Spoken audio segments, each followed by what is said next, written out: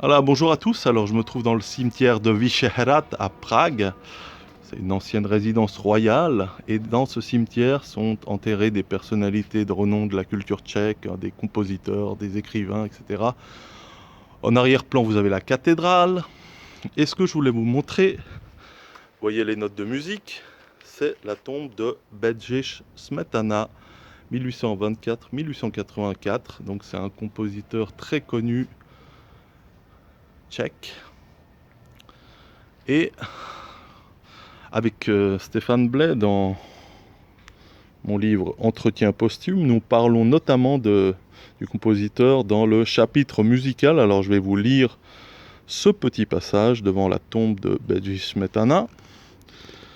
Que vous inspire le cycle des poèmes symphoniques de Bedřich Smetana, Ma vlast, ma patrie, composé entre 1874 et 1879?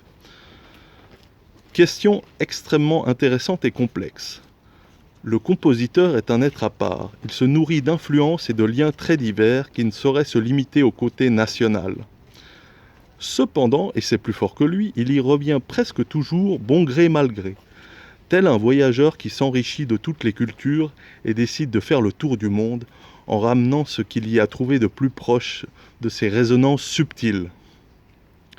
Il lui faut regagner ses pénates, se poser à nouveau pour faire le tri et créer son œuvre.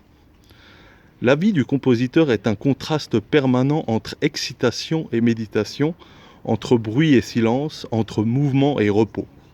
C'est de ce contraste extrême que naissent les plus grandes œuvres, mais l'écriture se passe toujours dans le calme et le retrait du monde. Toujours.